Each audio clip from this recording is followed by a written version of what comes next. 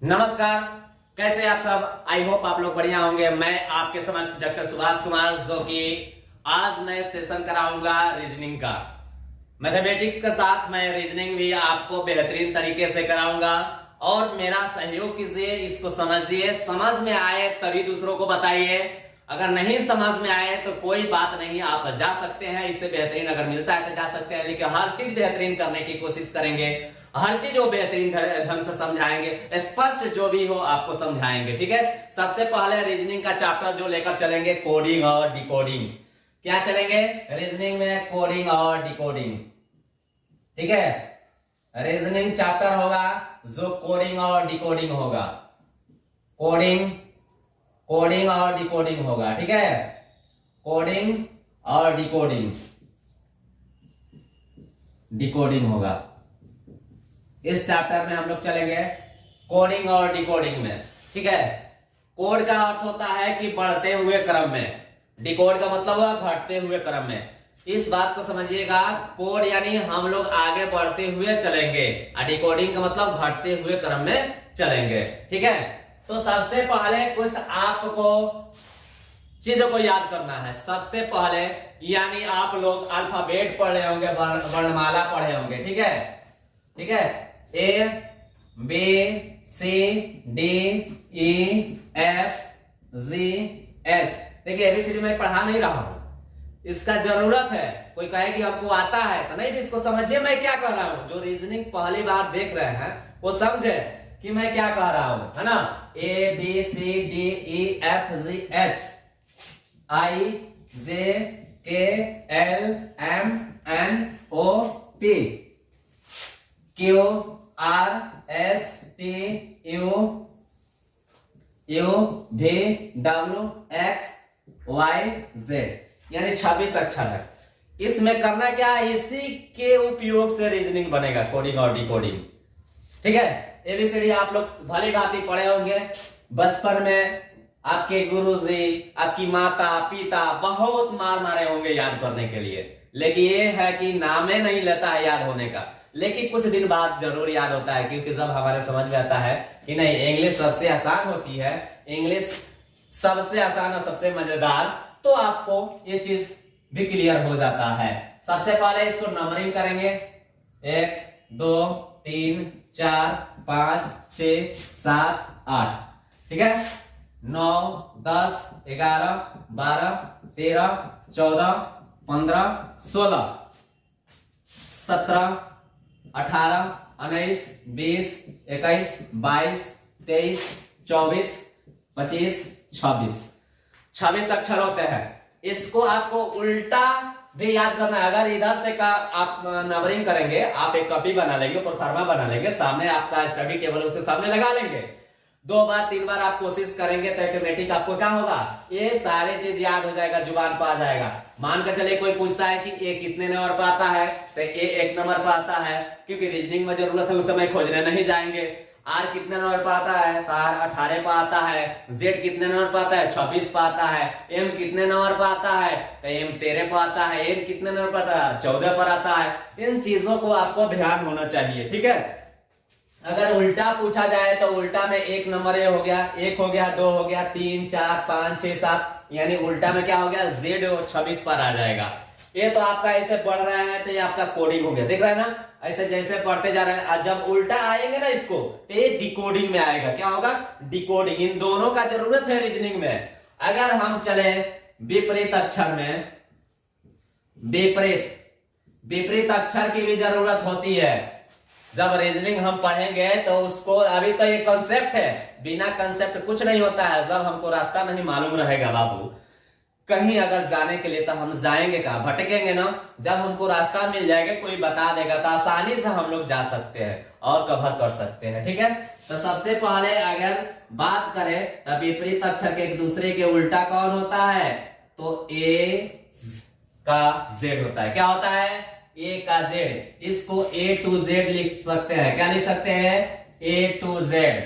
ठीक है, दूसरा होता है बी वाई, इसको आप बाई भी बोल सकते हैं। क्या बोल सकते हैं, बाई। तीसरा होता है सी एक्स, इसको 6 भी कह सकते हैं। क्या कह सकते हैं? 6। ठीक है, 6।